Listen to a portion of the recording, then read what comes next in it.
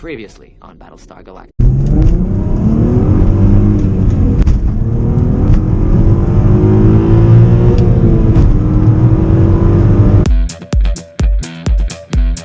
Hey everyone, welcome back to the channel. So today we are going to use the wonders of the internet to help resolve a small, annoying problem with the R32. Now many people who have had a Mk4 know that the speedometer error is there. We'll just say that. All German cars are required by the TÜV, which is the German equivalent of our Department of Transportation, to have a speedometer error built in so that the indicated speed always exceeds the actual speed. Now, I don't know what the actual percentage is required by the German government, but this is a requirement, so every German car has a small speedometer error built into it since at least the early 2000s. On the Mk4 R32, it happens to be an error of 4 miles per hour. So if you see 80 miles per hour indicated on your speedo, you will actually be doing 76 miles per hour. Now, one of the things that you might discover if you do one of the color MFA modifications by Matthew Litke, the electronic speedometer that will be displayed in your MFA will actually be spot on accurate. But amazingly, the speedometer is still got an error to it. So you might be seeing the actual speedo, the actual speed displayed in your electronic display, but the analog needle is going to have an error built into it. Now Matthew has figured out a way to resolve this, and I don't even have to send my cluster into him physically to have it fixed. He can remote into my laptop equipped with Rostec VCDS software, and he can make the adjustments remotely from his location. So today we're going to be doing that. I'm going to plug in my laptop to the R32, open up VCDS, and let him get in there to remotely access my laptop, make the adjustments, and everything should be kosher. And then I will actually have an analog speedometer needle that matches the correct digital display of the speedometer in my R32. Now I understand he can do that with just about any Mk4. You'll have to connect with him as far as what he charges to do this. But well worth it to have an accurate speedometer, and especially if you have paid the money to have him do one of the color MFA displays and custom cluster. It's great to have everything actually line up and work the way it's supposed to. So we're gonna go deal with that and see how it turns out.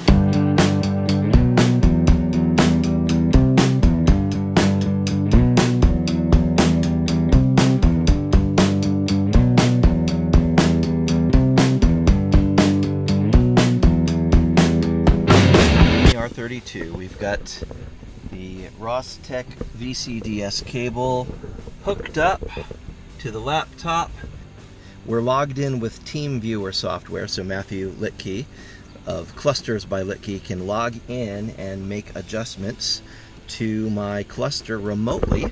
So I'm not sure what we'll actually see from this end, but he's got access to the computer. We're actually connecting over Facebook Messenger right now, so it should just be a matter of him doing a couple of things. He's going to be logging into a particular area where he can make an adjustment to some code in VCDS, and that will adjust the speedometer error. It's a calibration thing. Looks like he is going to be able to have his run of my computer and get in there and make whatever adjustments he needs to make. I'm not sure what we will actually see from my end, but we'll just kind of track it and watch, and yeah, there might not be a whole lot to see. We'll probably just see the cursor moving around, and yep, there we go. He's got access, he's got the cursor, he's loading an EEPROM programmer software package onto my computer. Looks like he's testing the port protocol.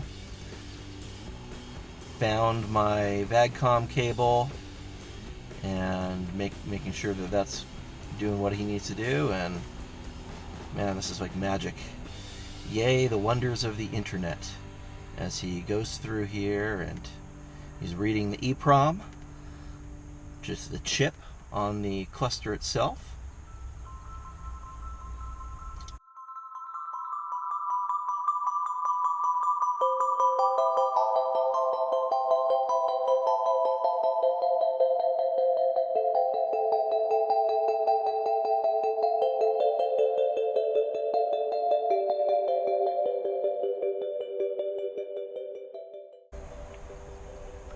He was just, okay, Matthew was just verifying, yep, 4 miles an hour faster at 80 miles per hour.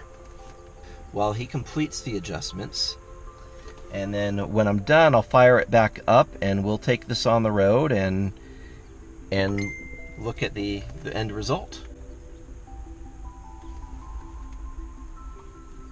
Oh, he tells me stand by. I guess he's making a couple of tweaks in there right now. And then when he's done, I should be able to just fire this up and we'll take it for a test drive. Alright, the first round of coding is done. I say the first round because while we do the computations and we make the adjustments, it might not be precise or precisely right. So we're going to take her out and see if how close it is, and if it's spot on, great, and if not, we're going to come back and do a little bit more coding. But let's fire it up, and this is the modified Clusters by Litke set up here. So, alright, let's take her out on the road and see how she does. So we're looking at low speed, needles reading 20 and the electronics reading 19, so it's pretty close. It's way closer than it was.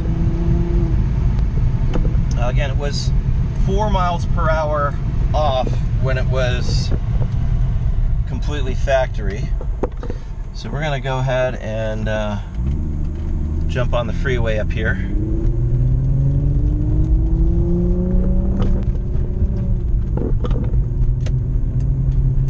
And see how closely it matches at freeway speeds.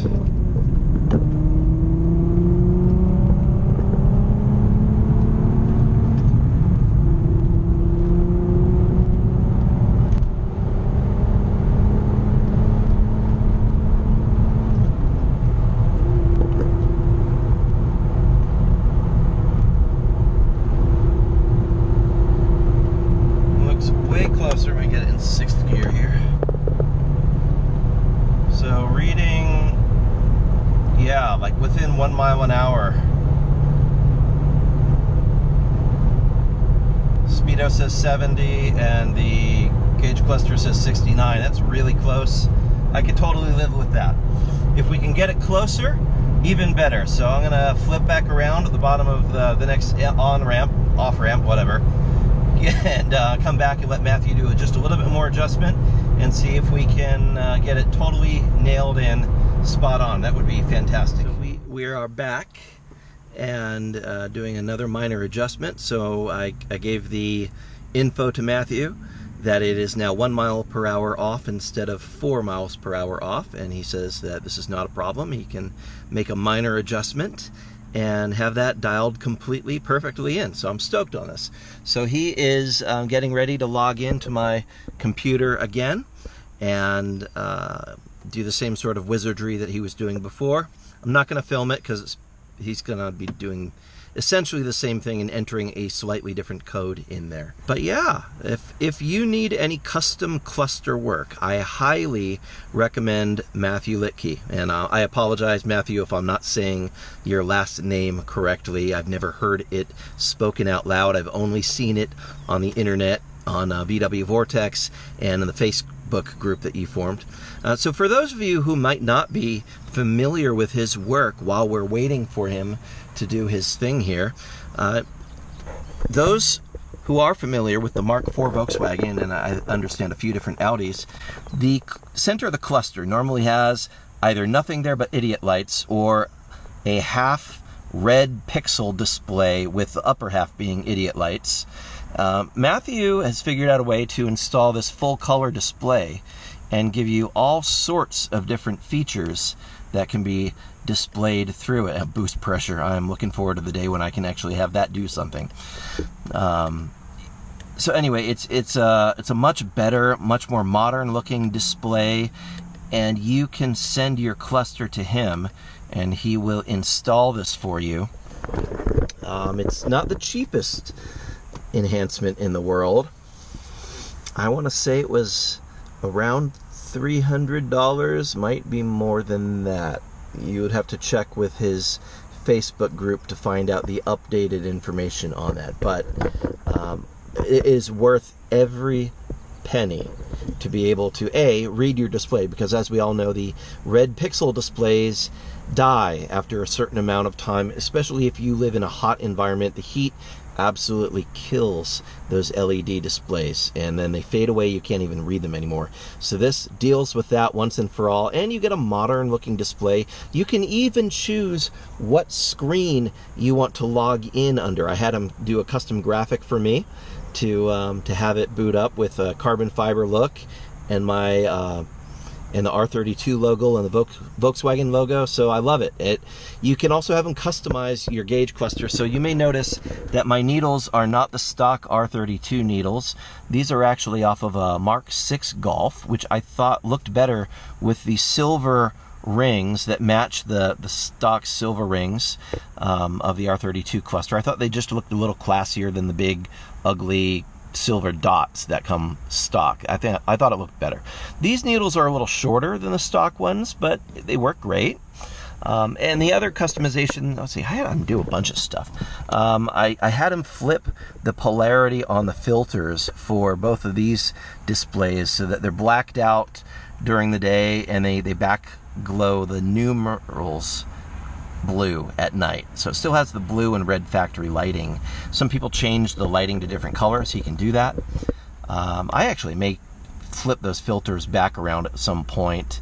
I've found that this is really hard to see during the daytime, and I probably do the majority of my daytime, my driving during the daytime, so I'll probably flip it around back the other way in the factory orientation. The other thing I had him do is it's got the factory gauge sweep now. When you turn it on, it does a complete gauge sweep on the tach and the speedo, which is just really cool. It doesn't serve any functional purpose other than it looks neat when you start up the car. Yeah, there's a ton of different modifications you can do and different customizations, and he will do all of those for you at a pretty reasonable price for his work. So I'm very grateful that he's able to remote in and do some of these customizations over the internet.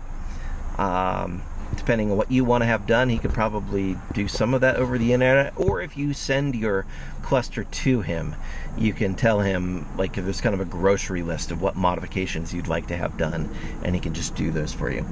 So anyway, I will start to film again once he is done updating the map in the EEPROM for my cluster, and we'll take it for another spin, and it should be not dialed straight in. Let's see how she does now.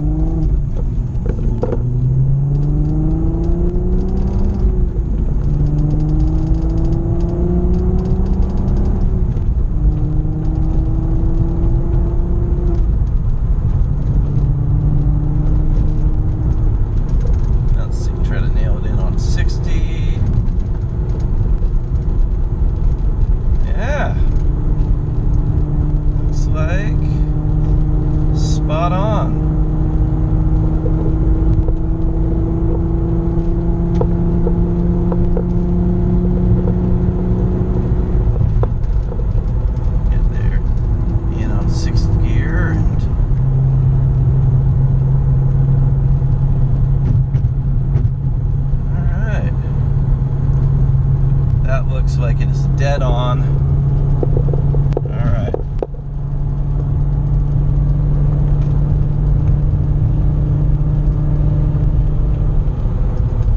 Well, I would say that is mission accomplished.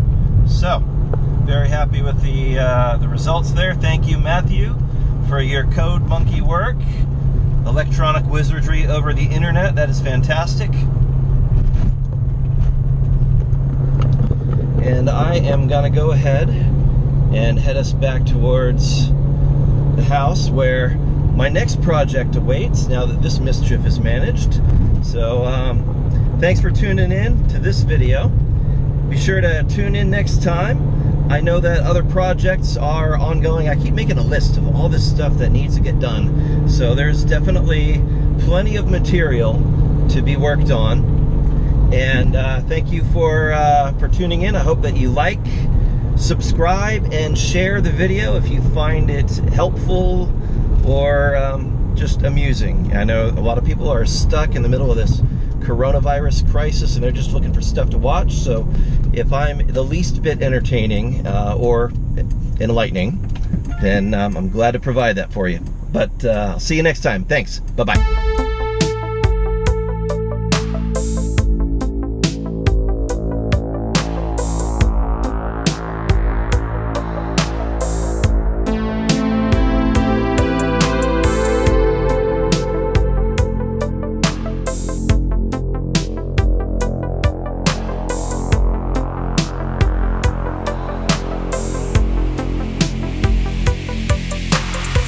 But wait, there's more!